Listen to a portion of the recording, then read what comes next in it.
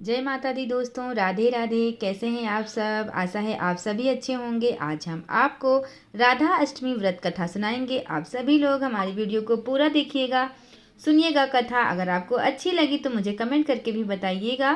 भादो महीने के शुक्ल पक्ष के अष्टमी को राधा अष्टमी का व्रत धूमधाम से मनाया जाता है। जन्माष्टमी के 15 दिन के बाद राधा अष्टमी का व्रत किया जाता है। ऐसी मान्यता है कि भगवान श्री कृष्ण के जन्म के 15 दिन के बाद राधा जी का जन्म हुआ था, तो उसी रूप में ये जन्माष्टमी के 15 दिन के बाद राधा अष्टमी मनाई जाती है। द्वापर युग में इस पावन तिथि पर देवी राधा का जन्म हुआ था। यह तिथि शुभ फलदायी तिथि होती है। राधा अष्टमी का व्रत करने वाले मानव का जीवन सुखमय हो जाता है। भगवान श्री कृष्ण की कृपा उस व्यक्ति पर हो जाती है। तो पौराणिक कथाओं में बताया गया है कि राधा जी का जन्म माता के गर्भ से नहीं हुआ था, बल्कि वृषभान की तपोभूमि से ये प्रकट हुई थी। ब्रह्म वैवर्त पुराण में राधा जी का जन्म की जो कथा बताई गई है, उस कथा का श्रवण हम आपको कराएंगे। राधा श्री कृष्ण के साथ गोलोक में निवास करती थी। एक बार देवी राधा गोलोक में नहीं थी। उस समय श्री कृष्ण अपनी एक सखी विराजा के साथ गोलोक में विहार कर रहे थे। राधा जी यह देखकर क्रोधित हो गईं और तुरंत श्री कृष्ण जी के पास जा पहुंची और उन्हें भला बुरा कहने लगी। यह देखकर कान्हा के मित्र श्री दामा को बहुत बुरा लगा और उन्होंने राधा जी को पृथ्वी पर जन्म लेने का श्राप दे दिया। राधा जी को इस तरह क्रोधित देखकर विराजा वहां से नदी के रूप में चली गई।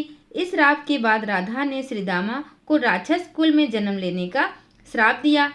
देवी राधा के श्राप के कारण ही श्री दामा ने शंखचूड़ राक्षस के रूप में जन्म लिया। वही राक्षस जो भगवान विष्णु का अनन्य भक्त बना और देवी राधा ने वृषभानु जी की पुत्री के रूप में पृथ्वी पर जन्म लिया। लेकिन राधा वृषभानु जी की पत्नी देवी कीर्ति के गर्भ से नहीं जन्मी। श्री दामा और राधा ने एक दूसरे को श्राप दिया था। तब श्री कृष्ण ने राधा से कहा कि आपको पृथ्वी पर देवी कीर्ति और वृषभानु जी की पुत्री के रूप में रहना है।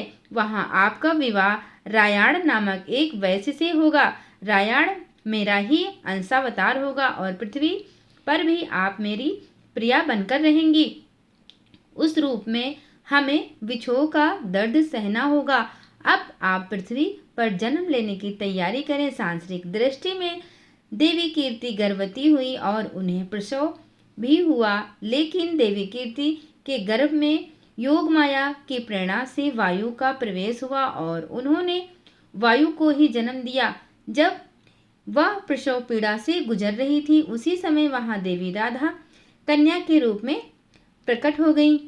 कृष्ण प्रिया राधा रानी के प्राकट्य दिवस पर व्रत रखने से भगवान श्री कृष्ण भी प्रसन्न होते हैं और मनवांछित फल प्रदान करते हैं। राधा नाम संसार के सभी दुखों को हरने वाला है। मान्यता के अनुसार इस व्रत को करने से धन की कमी नहीं होती और घर में बरकत बनी रहती है। सुबह सुबह स्नान आदि से निवृत्त होकर सूर्य देवता को जल अर्पित करना चाहिए। राधा रानी के नाम की चौकी सजानी चाहिए। कलश स्थापना भी करनी चाहिए और इस जो कलश होता है इसको वस्त्रों से सुसज्जित किया जाता है। राधा रानी की मूर्ति की स्थापना की जाती है। राधा रानी जी को 16 उपचार से पूजा की जाती है। राधा रानी की पूजा दोपहर के वक्त की जाती है। पूजा के बाद उपवास करें और एक समय भोजन करें। अगले दिन श्रद्धानुसार सुहागिन स्त्रियां और ब्राह्मणों को भोजन कराना चाहिए और भगवान श्री कृष्ण और राधा रानी की आरती करनी चाहिए